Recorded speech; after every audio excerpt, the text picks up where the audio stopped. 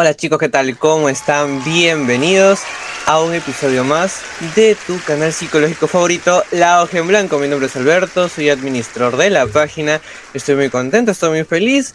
Después de un buen tiempo que hemos estado en un descanso por inicio de clases de la universidad algunos, otros por trabajo y X cosa más. El día de hoy les traemos un tema que estoy seguro que más de una persona alguna vez se ha preguntado y que en algún momento por ahí no has sabido cómo responderte, o por ahí entre el grupo de amigos, alguna frase por ahí en una red social, y decide en algún momento, rayos, cómo lidio con este tipo de responsabilidad, con este tipo de enigma, ¿no? Que es una crisis existencial. ¿Cómo se pasa? ¿Cómo se vive? ¿Cuáles son las sintomatologías? A todas las personas nos pasa. Hablemos un poco sobre ese tema, pero antes no estoy solo porque hemos estado intentando conversar entre todos los integrantes de la página. Decíamos, hay que intentar compartirlo, dialogar con otra persona con la que en verdad podamos profundizar un poco este tema. Y bueno, hemos estado buscando a muchas personas, a muchos invitados, pero entre varias personas que hemos podido intentar contactarnos, pues hemos visto la oportunidad de tener a otra persona que está emprendiendo en las redes sociales y que también es peruano, estudiante, igual que nosotros. Él estudia tecnología médica, es igual de Perú. En este caso, pues te paso por ahí a nuestro invitado del día, a Joshua. Hola Joshua, ¿qué tal? ¿Cómo estás? ¿Qué tal tu semana? ¿Cómo estás, Alberto? Estoy muy feliz de estar acá. Una semana muy bonita, ajetreada también porque ya empiezan las clases. Pero sí, muy contento de estar aquí contigo para este podcast. Sí, Joshua, nosotros hemos estado muy felices de que nos hayas respondido los mensajes, que nos hayamos podido coordinar y contactar, porque justo este tema creo yo que en algún momento mucha gente lo ha querido problematizar, pero no sabe cómo. Ya que cuando si tú eres un menor de edad y le preguntas o hablas con tu madre, con tu papá o con alguien que sea responsable tuyo, pues no sabe cómo responderte, ¿no? Y básicamente creo que por ahí podríamos ir empezando sobre el tema del de hoy, que básicamente el tema está aquí abajo, que dice crisis existencial, ¿no? ¿Cómo es un proceso de una crisis? ¿Cómo podemos entender qué es una crisis? Y aquí mucha gente lo puede verlo de muchas formas, porque cada sociedad, cada cultura de las personas lo vivimos muy diferente. Basado en esto, Joshua, bajo tu experiencia, bajo tu punto de vista, ¿cómo más o menos la fase de una crisis existencial o cómo podremos ir abordándolo? Bueno, creo que una crisis existencial, más que todo es un periodo, ¿no? Es un suceso en nuestra vida donde hay mucho cuestionamiento, hay muchas preguntas internas en nosotros, ¿no? Hay conflictos internos también. Son momentos donde pensamos que la vida carece de sentido, ¿no?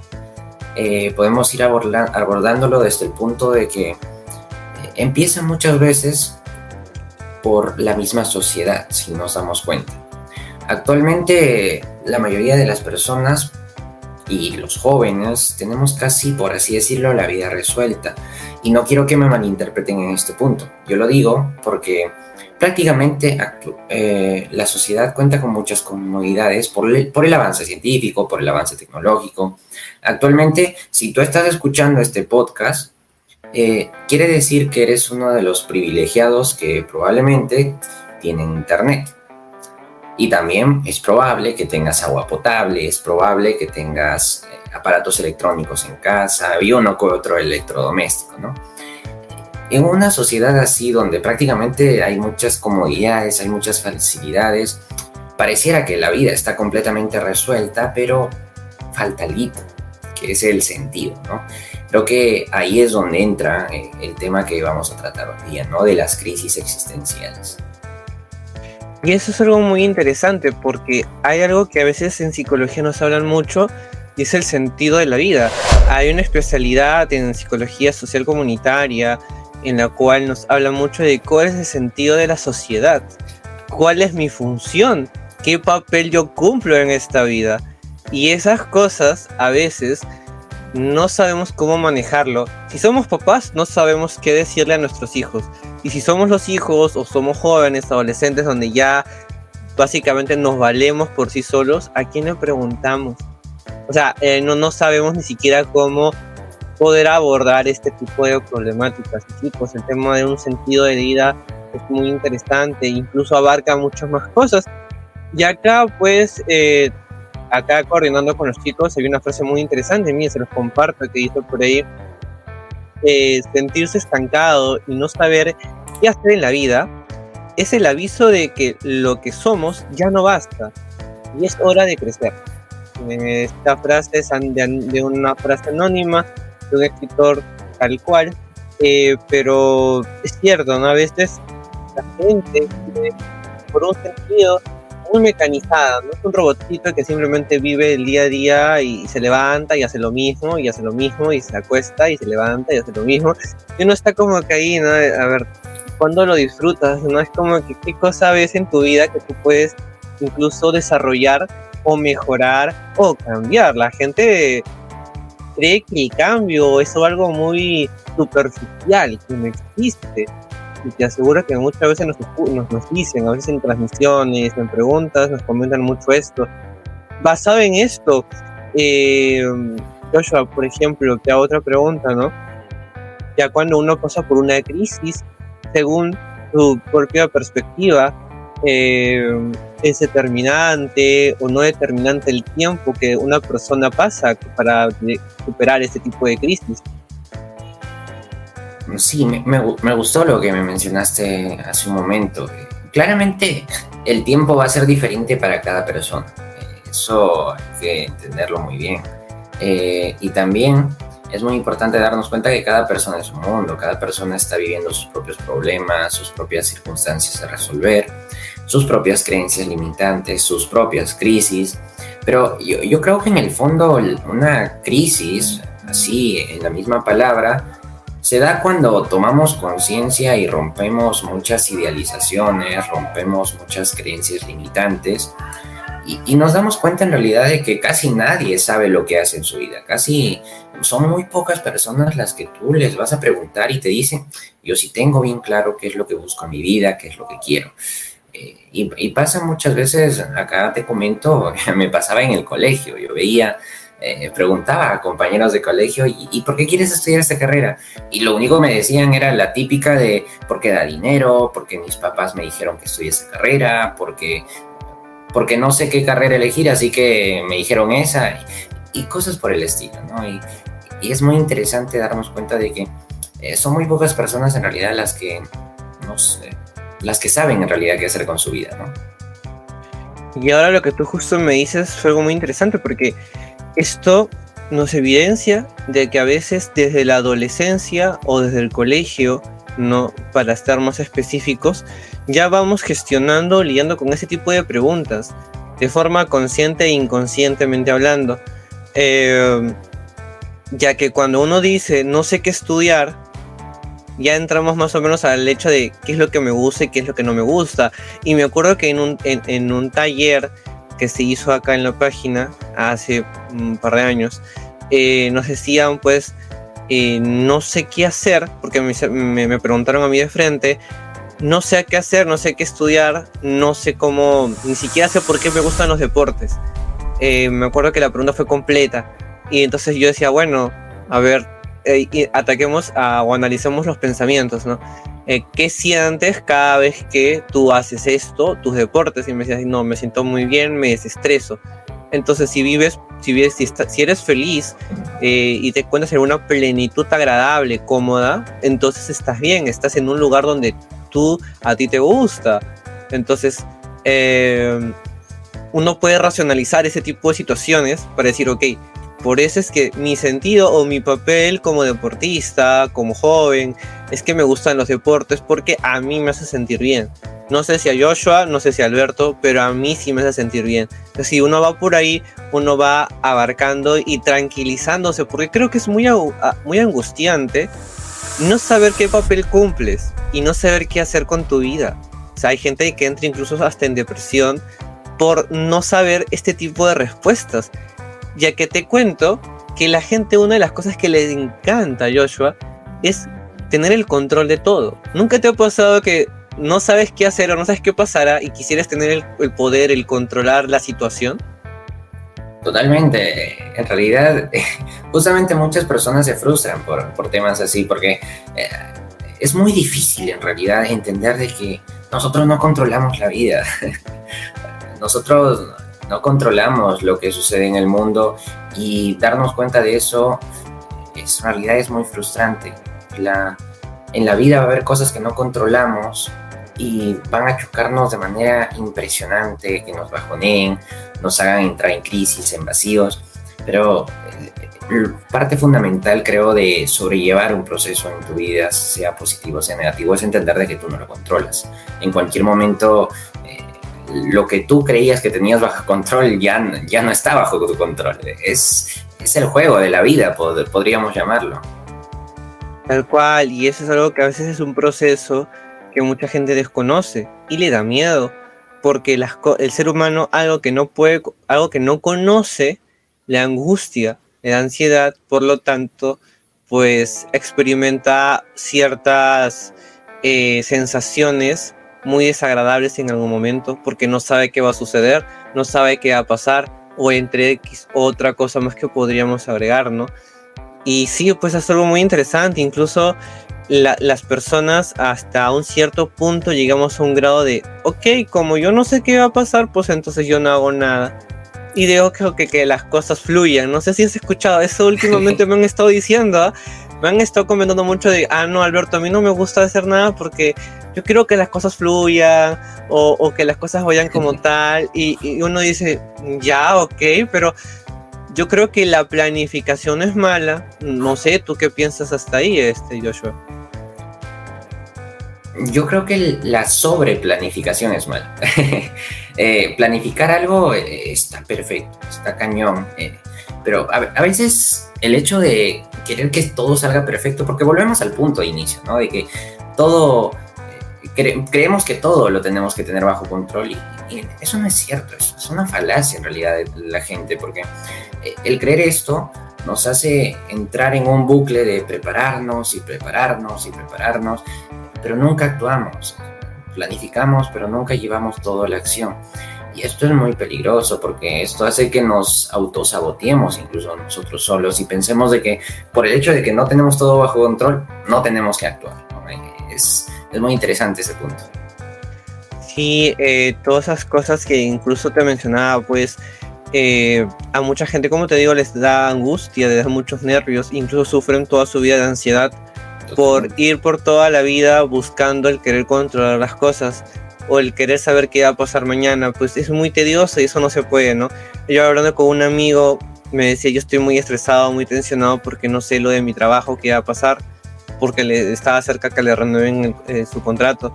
Y esto lo mantenía muy ansioso y tenía muchos pensamientos catastróficos y quería saber todo lo que iba a pasar para poder estar preparado para lo que viniera. Entonces yo le conversaba en una llamada, yo le decía, pero es que eso sabemos que no va a suceder, ¿no? Porque la única forma de lo que no puedes controlar está haciendo que sobrepienses demasiado. Estás teniendo un desgaste mental porque lo de acá arriba pues está trabajando por 2, por 3, por 4 y llegas a un punto que llega un pico y te vas a cansar. Y capaz has estado sentado sobrepensando tanto durante el día que llega la tarde y tienes un montón de sueño. Y dices, pero ¿por qué tengo sueños si no he hecho nada? Pues claro, no has hecho nada, pero tu cerebro ha estado trabajando por 4, por 5, como un examen de admisión en una universidad estatal. Para la gente que no sabe, una universidad estatal es como que 5 veces más difícil ingresar que en una universidad privada. Acá en el Perú, por lo menos. Acá en el Perú es un poco complicada. Un poquito tediosa, ¿no? 5.000 participantes para 100 vacantes, una cosa así. Entonces, es muy tedioso. Y es cierto. Ahora te cuento una anécdota que justo yo hablaba con un psicólogo el otro día, especializado en lo que es el sentido de la vida. Su terapia es eso, el sentido de la vida, muy interesante. Y me contaba una anécdota que decía que una pareja de esposos vivían en la Primera Guerra Mundial y el esposo se va a la guerra. La mujer se queda esperándolo, pasa toda la guerra y el esposo regresa. Cuando retorna, la mujer estaba enferma y la mujer fallece. El hombre estaba a punto de quitarse la vida y se encuentra con su padre, en ese lapsus de que se quería quitar la vida, y el padre le dice, ¿por qué te quieres quitar la vida, hijo? Entonces él le dice una respuesta muy interesante, que dice, yo fui a una guerra porque yo sabía que estaba dejando mi sentido de vivir aquí, y cuando yo retornara, yo sabía que lo iba a encontrar, pero dicha la vida es injusta e impredecible, pues me está quitando mi sentido de vida, mi propósito de vivir. Y mira, es algo muy interesante, ¿no? Porque acá te corto la historia y uno comenta y uno habla mucho y dice, a veces los seres humanos le damos el poder le damos a las personas que están en nuestro sentido de vida. Creo que por ahí los padres con los hijos, ¿no? Los padres van a trabajar por sus hijos ya que son su sentido de vivir, su sentido de seguir adelante, de luchar y muchas cosas. Ese es uno, pero lo otro sería cómo los jóvenes y los adolescentes vamos y le damos también o atribuimos a las personas eso. Claro, a las parejas. Cuando tienes tu pareja, tú dices que tu sentido de estás tan enamorado, tus químicos están volando por todos lados y dices, bueno, no, tú eres mi sentido de vida. Yo sin ti, tú sin mí, yo sin ti no soy nada. No, una cosa así. Y llegas a eso, no sé, Joshua, ¿qué te ha parecido la historia y qué quisieras agregar más o menos con esto? Creo que muchas personas viven así y no son conscientes de lo peligroso que es esto. Yo te platico también que personalmente una anécdota que me pasó con una persona que yo quiero bastante hasta el día de hoy y yo le di, una vez tuve una conversación ya cuando yo era ya con mi edad, ¿no? Tenía alrededor de 16 años por ahí. Y me dijo, ¿no? Yo hace tiempo quería quitarme la vida, pero yo no quería dejarte solo. Claro, en ese momento chocó, ¿no? En ese momento yo dije, bestia, ¿y qué pasó acá? Dije. Pero de ahí un poquito, cuando cuestionamos y vemos el problema de este otro punto de vista, podríamos decirlo, nos damos cuenta de que es muy peligroso darle el sentido de tu vida o el peso de tu vida a una persona. Y no lo digo porque sea algo malo, o sea, no quiero que lo veas como que soy alguien frío, que no tiene sentimientos. No, o sea, hay muchas personas que romantizan incluso eso, ¿no? Romantizan el hecho de que yo sin ti no soy nada. Y perdón, o sea... escuchar que una persona me diga yo sin ti no soy nada es un poco asusta, ¿ok? Asusta. Y no porque sea una persona fría, sin sentimientos, no. Asusta porque esa persona no tiene un control sobre sí misma, está poniendo el peso de un sentido de su vida en otra persona. El propósito es muy importante, como lo menciona Alberto. De la historia que tú me contaste, se logra muchas cosas cuando uno tiene un propósito. Logró salir de la guerra, aquel esposo, y logró, ¿no? Tuvo un logro, volver al lugar. Pero el problema es el enfoque, podríamos decirlo. El propósito no puede ser una persona, no puede, por más de que sea tu mamá, tu papá, no es un punto egoísta ponerte como centro a ti, ¿okay? No es un punto egoísta, yo lo digo a un punto en el que tu propósito sea mejorar, ¿ok? Tu propósito sea más importante que el dinero, más importante que la felicidad, porque el dinero, la felicidad pueden flaquear en cualquier momento de tu vida. Pero el propósito es ese deseo, ¿no? Ese deseo interno, ¿ok? No deseo externo, ¿ok? Como en la historia de Alberto, un deseo interno que nos va a ayudar a sobrellevar cualquier emoción, cualquier situación en nuestra vida. Y va a hacer que podamos enfrentar de manera efectiva un problema. Víctor Coopers es un conferencista que me encanta escucharlo. Mencionaba algo interesante en una de sus conferencias, que dice que una persona sin ilusión está muerta. Y ahí vemos el problema de que muchas personas justamente no tienen ilusión, no tienen un propósito. Y es por eso que vemos tantas personas que todo el tiempo están amargadas, quejándose, todo el tiempo están con una queja hasta por lavavajillas, ¿no? Hasta por lavar platos, hasta por cambiar un foco, no sé. Son personas, la verdad, confirma, sí, son personas que necesitan ayuda, necesitan amor porque todo el tiempo están quejándose y eso es muy negativo para tu vida, ¿no? Claro, y eso es lo que tú me dices, incluso esta frase, bueno, Me gusta bastante porque a veces los seres humanos, en el transcurso de querer desarrollar o aprender cosas nuevas, creen que hay un solo enfoque. O sea, que, a ver, o gano o pierdo. A ver, pero acá hay algo muy curioso, que en la fórmula no solamente hay gano o pierdo, hay ganas, te estancas o pierdes. Y a veces la crisis viene ahí, cuando te estancas. La crisis no viene porque tú vas ganando, tú vas obteniendo todo lo que tú quieres en la vida. Tampoco no es porque tú pierdas cosas en la vida, porque al final del caso están sucediendo cosas en las dos partes.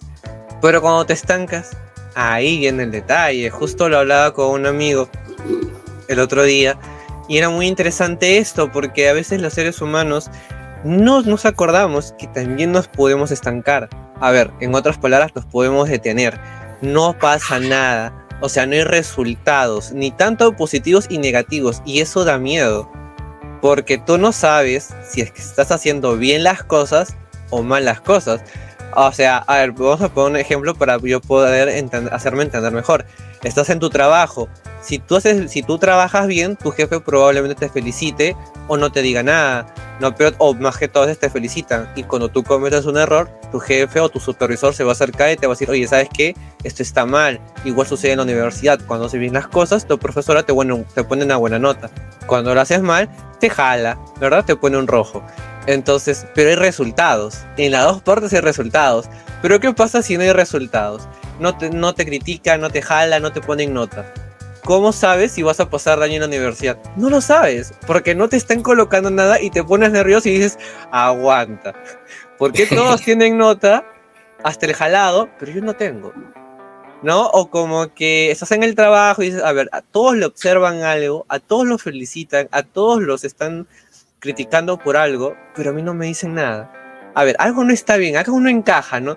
Y comienza a angustiarte. Eso muchas veces sucede igualmente durante todo el proceso que tú vas en la vida. La gente no solamente tiene que acordarse que o pierdes o ganas, también te estancas. Y cuando te estanques es algo que a la gente no le gusta. A la gente le da miedo y la gente no se acuerda porque no sabe qué hacer. Entonces, y peor, si eres orgulloso, pues, peor todavía, pero no vas a pedirle ayuda a nadie, pues, ¿no?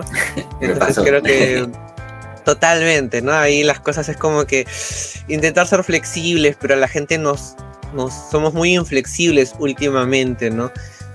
No solamente jóvenes, también adultos. Los adultos no se escapan, los adultos son más difíciles todavía, ser flexibles. Así que si es que nos están escuchando por ahí los adultos, tampoco se escapan, por favor. Así que es eso, ¿no? Basado en eso, aparte de eso, no sé si tienes alguna anécdota. Yo te cuento la mía, algo muy corta. Yo me acuerdo hace un par de años, cuando recién estaba empezando la carrera de psicología, una profesora nos hablaba mucho con frases de escritores, de poetas. Y una de las cosas que siempre me llamaba la atención era el hecho de que esta frase de nada cambia si nada cambia. No sé si alguna vez lo has escuchado, o si la gente nos ha escuchado. Yo sí lo dije en algún momento en TikTok, creo, no estoy tan seguro. Pero yo lo dije, nada cambia si nada cambia, y me dio mucha curiosidad. ¿Por qué? Porque si yo quiero resultados distintos, pues tengo que cambiar lo que yo hago. O sea, todo el proceso, algo tiene que cambiar. Si no, pues el resultado va a ser el mismo. Igual sucede en la terapia. Si yo quiero recuperarme o si tengo muchas recaídas, pues o hago dos cosas, o capaz tengo que cambiar de psicólogo o de psicóloga, que no está mal, o muy probablemente la tarea que me está mandando mi psicólogo o mi psicóloga no lo estoy haciendo correctamente, ¿no? Entonces suceden dos cosas. Y esto va a suceder con las personas porque mucha gente cree que los cambios no duelen, o todo lo contrario, creen que los cambios son fáciles o da miedo. Yo hasta hace unos meses te hubiese dicho, y sabes que sí, pues no, los cambios dan mucho miedo, no dan tanto miedo. Entonces diría, no, ahorita actualmente yo te digo, es que los cambios sacuden a las personas. ¿Por qué? Porque las cosas no van a estar en su lugar, no ves que estás cambiando algo. Es como tú cambias algo, pues tu entorno va a cambiar. Van a cambiar los colores, las imágenes, las personas. Y a esta frase te lo traigo con este tema, porque a veces una crisis, los colores cambian. O sea, los colores cambian, las personas cambian, tú estás totalmente en un hueco o estás en un círculo vicioso que se repite muchas cosas. Y como no hay respuesta y no hay nada claro, pues no sabes qué hacer, y con eso, y con esa duda y con esa angustia te vas a tu cama y te vas a dormir. Llega el día siguiente y sigues con esa angustia y se multiplica y se triplica y así se va haciendo múltiplos. Entonces, ese es el detalle, ¿no? A mí me costó mucho eso entender. Me gustó mucho la frase, pero yo también me di muchas cosas en mi vida con esto de yo quería otros resultados. Yo quería cambiar ciertas cositas porque quería mejorar ciertas conductas, ciertas oportunidades, porque sentí que no las aprovechaba correctamente. Entonces dije, claro, pero ¿cómo lo voy a hacer si es que yo no cambio nada? Si es que mi resultado es el mismo porque yo no estoy haciendo nada para cambiar este resultado. Bajo este contexto te diría, pues, en una crisis se puede solucionar o se puede tratar o se puede lidiar en un proceso, algunos indeterminadamente, totalmente, porque algunos nos va a durar un poco más que a otros, pero si uno tiene el apoyo o la reflexión o el análisis de decir, ok, estas cosas me están pasando porque muy probablemente yo estoy haciendo esto. Y el causa-efecto, pues no, si yo hago esto, pues obviamente la responsabilidad va a ser esta. Y el resultado va a ser esto, ¿no? A veces sucede con eso. En las relaciones, en la pareja, con los amigos, con un emprendimiento y X cosa más, ¿no? No sé, Joshua, hasta aquí, no sé, algo que nos quieras compartir o nos quieras agregar con una parte. Claro, me gusta mucho el enfoque que tienes del cambio, porque todo cambio en realidad duele. Y a mucha gente le cuesta cambiar. Creo que todos tenemos que entrenar día a día nuestra resiliencia, que es la capacidad de adaptarnos al cambio. Y más que todo también la perseverancia, porque si comenzamos una crisis en base a un estancamiento que menciona Alberto, ¿no? Va a pasar algo muy interesante, que cuánto te has esforzado, ¿no? Ahí viene la perseverancia, ayudarte, por así decirlo. Porque mucha gente se rinde cuando recién va en un emprendimiento de 6 meses, de 1 año, y dice que no tiene resultados, ¿no? Empieza el gimnasio y no se ve como los musculosos que ve ahí en TikTok y ya se rinde. Es muy importante practicar la perseverancia y cuán dispuesto tú estás a invertir en tus sueños, en tu trabajo, ¿verdad? Porque yo te puedo decir, vas a estar trabajando 1 año y no vas a ver resultados, 2 años y no vas a ver resultados, 5 años y no vas a ver resultados, 7 años y no vas a ver resultados. Si digo 10 años sin ver resultados, te apuesto que mucha gente ya está como que 10 años sin resultados. Va a detener el podcast, ya no va a querer escuchar el final. Sí, o sea, va a detener el podcast porque mucha gente no está acostumbrada al esfuerzo a largo plazo, se podría decir, porque estamos en una sociedad que todo el tiempo te da dopamina y real, o bueno, ficticia, o como lo llamen en otros lugares, pero todo el tiempo estamos con darnos placer momentáneo, darnos placer instantáneo. La computadora, las redes sociales, el celular, todo el tiempo estamos con experiencias positivas, muchos colores, y desde pequeños ahora actualmente, y eso es muy preocupante, pero todo eso hace que ni siquiera tengamos la capacidad de posponer nuestra satisfacción, posponer el placer. Y parte fundamental para lograr algo grande creo que es eso. Muchas personas de alto valor lo dicen, poner algo a largo plazo. No, muchas personas tienen la capacidad de poner algo a largo plazo. Cierto. Lo digo, no sé, que comenten o de ahí me digan en qué momento se pusieron ansiosos. Cuando dije 1 año, 2 años, 3 años, 5 años sin ver resultados, no lo sé. Hay que trabajar un poco, ¿no? Y sí, o sea, parte fundamental para salir también de una crisis. ¿Qué pasa si yo te digo, vas a estar 6 meses en crisis, 1 año en crisis? Y a la gente dice, épale, ¿cómo que 1 año? Sí. Hay que trabajarlo, ¿no? Entonces, la perseverancia y la resiliencia es algo que toda persona tiene que trabajar, en especial para enfrentar una crisis, ¿no? En todo campo de tu vida. Sí, es cierto. A veces nosotros... Nadie está libre de una crisis existencial, y el adolescente o el joven peor, porque no sabes qué hacer con tu vida y ni siquiera por dónde abordarlo. Yo creo que por ahí las personas que nos escuchan, que nos ven, abarcaríamos por ese lado, ¿no? Incluso las terapias que uno busca ayudan, o sea, son más efectivas en algunos casos. Hay una terapia que se llama sentido de vida, que justo te habla con un psicólogo que era una especialidad que usa ese tipo de enfoque, y me encantó porque yo decía, por ese tipo de crisis existenciales ayudaría mucho esa especialidad, ¿no? No digo que las enfoques incluso en terapia, cuando uno los aborda, son resultados que es un proceso, porque a mí me daba risa una vez que yo decía en mi mente, ¿no? Claro, qué fácil sería que vas a una sesión y el día siguiente ya estás, pero como que del 1 al 10, 100, ¿no? No se puede, pues, ¿no? Es todo un proceso de asimilar. Y mucha gente tiene miedo hasta los medicamentos, ¿no? Cuando llegan a ese punto, cuando son muy ansiosos, cuando están con mucha depresión. Y la gente me dice, yo no quiero que me mediquen, Alberto. Yo no quiero, yo tengo miedo que me mediquen. Entonces yo así en mi mente, pero ¿por qué llegas a ese punto? O sea, ¿por qué tienes ese concepto de, oye, me van a medicar, oye, no quiero ir porque si me medican? Entonces tú dices, pero, a ver, ¿cuánto tiempo vas haciendo terapia? 2 sesiones, ya. Sabes que en 2 sesiones es básicamente una apertura a recién empezar en cómo ir poco a poco trabajando este tipo de crisis. Porque para llegar a una crisis tienes que ir poco a poco, el terapeuta, el psicólogo, pues va a ir poco a poco teniendo información tuya, viendo cómo percibes las cosas, cómo van tus funciones, cómo esto hace que tú seas funcional o no, porque hay crisis existenciales que hacen que el ser humano no sea funcional.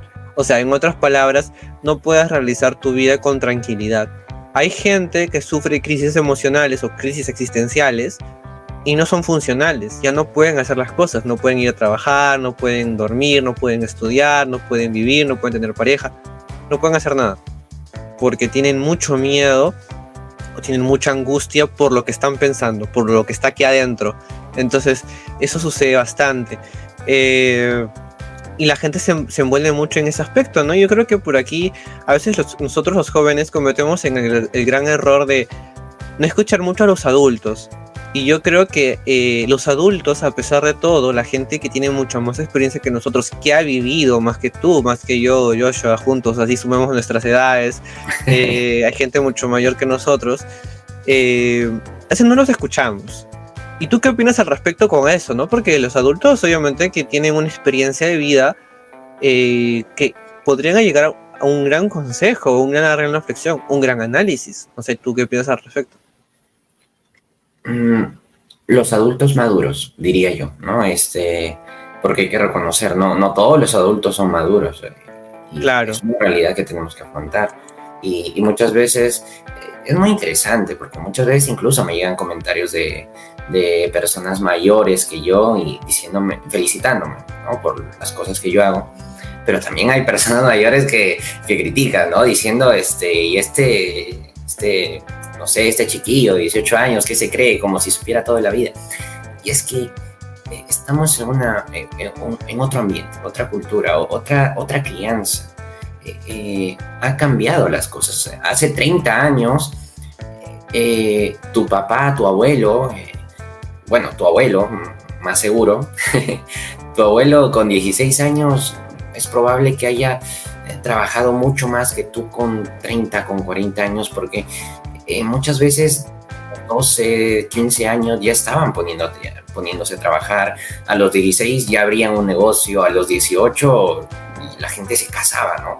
O sea, es otra forma de vida, es otro estilo.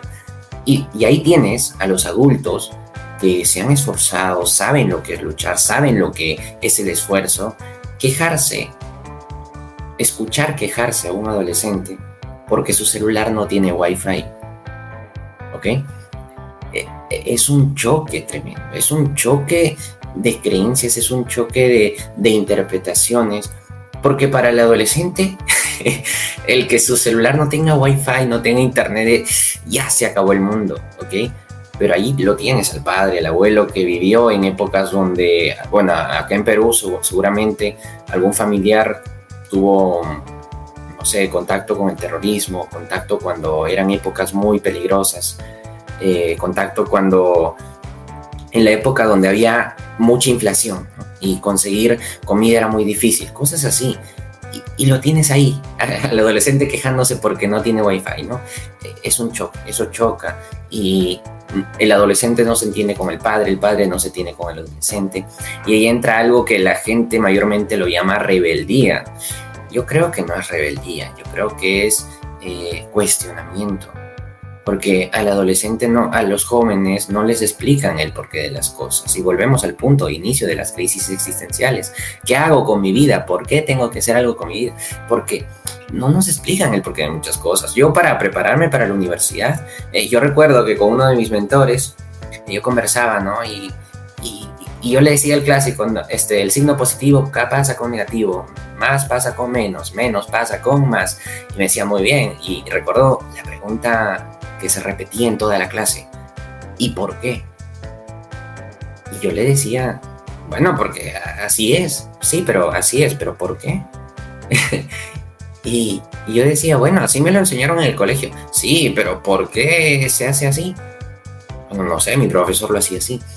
Y muy probablemente mi profesor tampoco sabría el por qué, o quién sabe. Bueno, si me encuentro algún día voy a preguntarle, ¿no? Pero es que... No se escucha por ahí. Sí, ¿ve? Entonces, volvemos a... Estamos en una sociedad donde al joven o a los adolescentes, a los jóvenes, nos tratan de implantar las cosas son así y así y así, y el adolescente y los jóvenes mayormente buscamos, pues, porque creo que es natural el que el ser humano cuestione, porque necesitamos saber. Uno de los placeres de la vida para mí es entender las cosas a plenitud, ¿no? El tener conocimiento de las cosas. Y el buscar cuestionar creo que muchas veces se confunde con la rebeldía de muchos jóvenes, ¿no? Claro que no estoy hablando de cosas de rebeldía, de marchas, de cosas con gente de vandalismo, no. Estoy hablando de cosas de cuestionamiento, ¿no? El adolescente empieza a ver de que muchas cosas no son como nos lo habían enseñado, no son como creíamos. Y muchas veces cuando vemos eso, decimos, ¿y ahora qué hago con mi vida? Entonces todo lo que a mí me habían enseñado era una mentira, no me sirve actualmente. ¿Qué es lo que yo voy a hacer? Yo pasé por eso, por ejemplo, para pasar a la universidad. Yo me había dado cuenta de que muchas cosas que me habían enseñado en el colegio no me servían para el examen de admisión, como decía Totalmente, no. A mí me habrá pasado igual. Sí, o sea, y a mucha gente le pasa eso, y muchos jóvenes actualmente seguramente que están en el proceso de admisión, les pasará, ¿no? Darse cuenta de que todo lo que enseñaron en el colegio, muchas cosas no les van a servir, al menos para ingresar, ¿no? Y es un proceso muy interesante, darte cuenta de que no te sirve, en este momento no te sirve todo lo que te han enseñado, porque ni siquiera sabes por qué te lo enseñaron.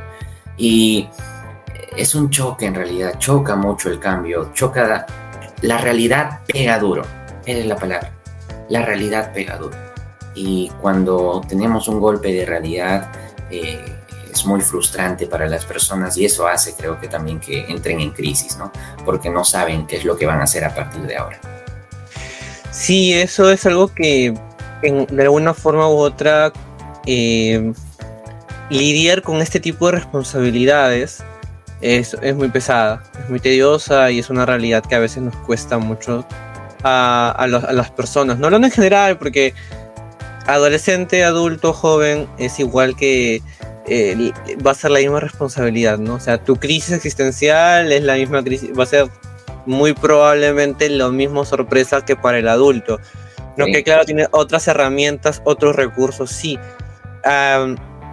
Y para cerrar este bloque, te cuento una anécdota. Hace yo un par de años, inicios de pandemia, no, antes, un par de meses de pandemia, a mí me gustaba mucho una casaca. Y yo dije, bueno, ¿por qué no lo compro, no?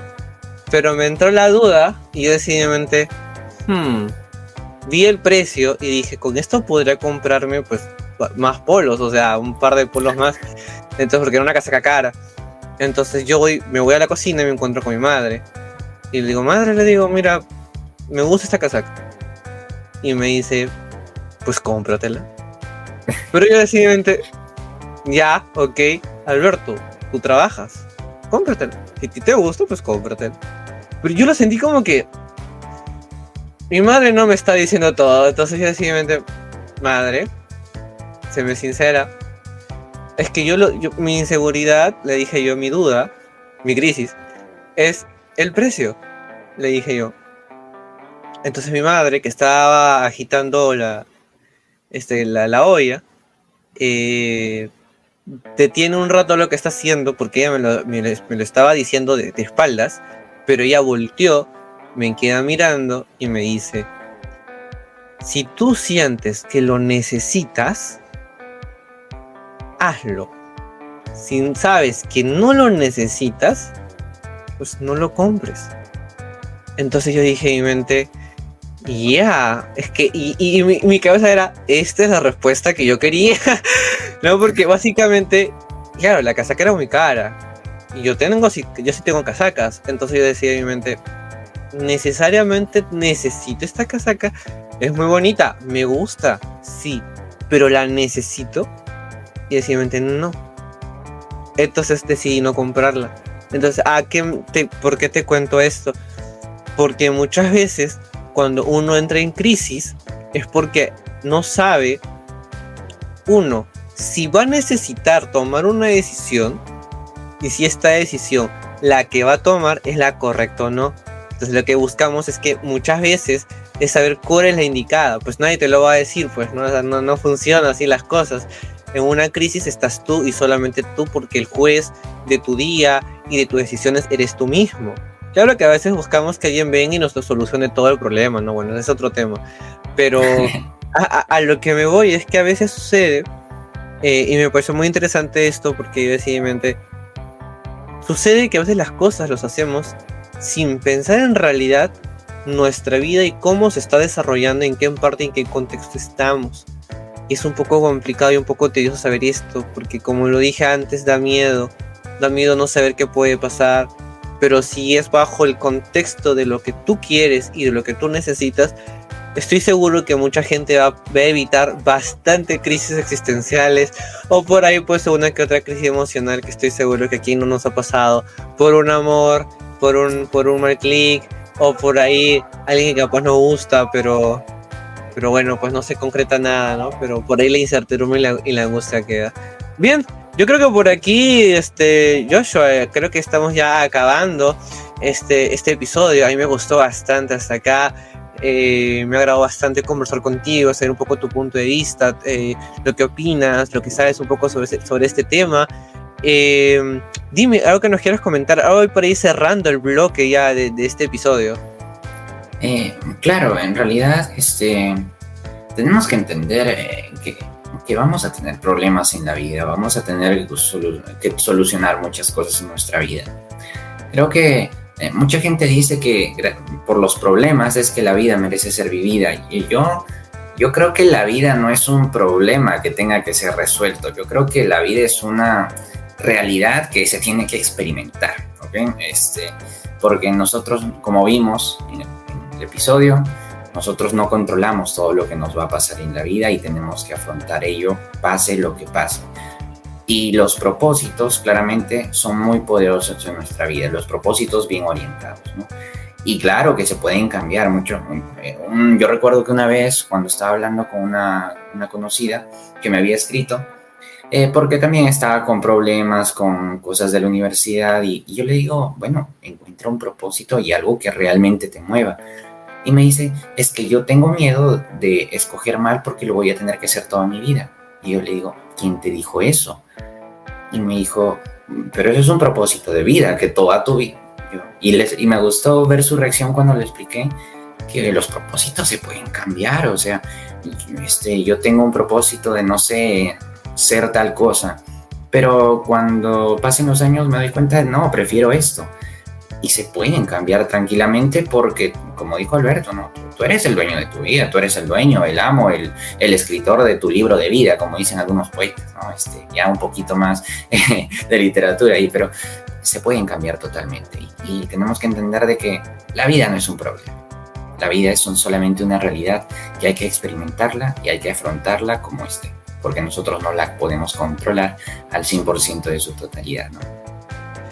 Yo solamente podría complementar, es que justo este tema va mucho con el nombre de la página, porque La Hoja en Blanco es una frase o un nombre como tal por el hecho que la vida o nuestra vida de cada ser humano, nosotros lo proyectamos, por lo menos acá siempre lo decimos en nuestras reuniones en la página, es como un libro en realidad, pues, ¿no? Entonces, como nosotros lo proyectamos como un libro, el escritor, y justo tomo las palabras que dijo Joshua, es que el escritor y el personaje principal, autor y todos los contextos más, es el mismo ser humano.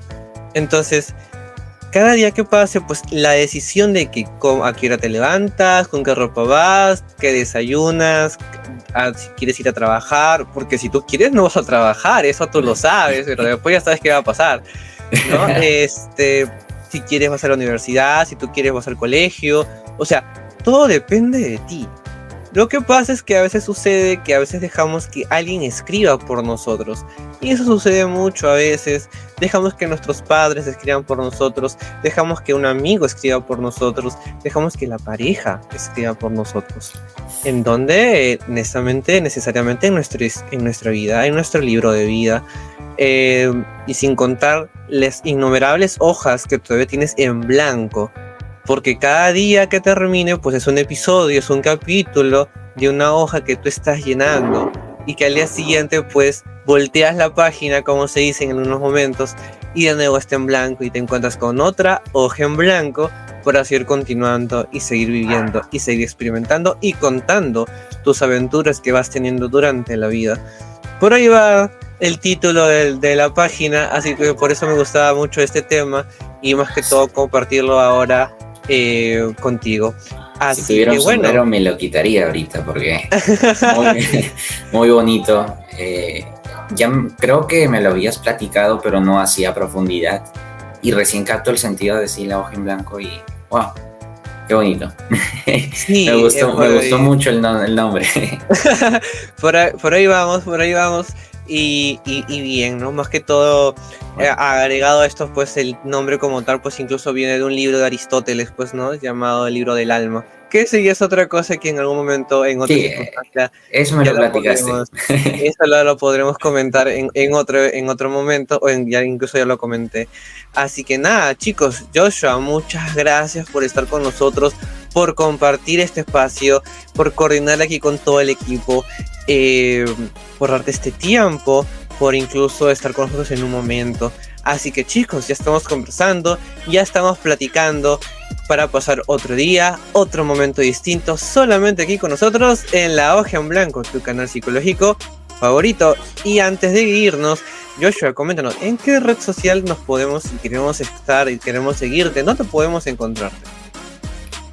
Bueno, estoy en TikTok como Joshua-Blanco, en Instagram también, Joshua-Blanco, y también en Facebook solamente soy como Joshua Blanco, me pueden encontrar, me pueden enviar un mensajito y claramente si vienen de La Hoja en Blanco vamos a armar algo interesante ahí y vamos a ver qué sale. Pero bueno, me escriben, vengo de La Hoja en Blanco y vamos a ver qué sale. Listo, Joshua, entonces desde aquí les mandamos un fuerte abrazo, chicos, cuídense mucho y estamos conversando para ya ver otro tema en algún momento más adelante y ver qué episodios se vienen, porque se vienen nuevas novedades y por ahí alguna que otra cosita. Así que nos vemos, Joshua, nos vemos, chicos, chau chau.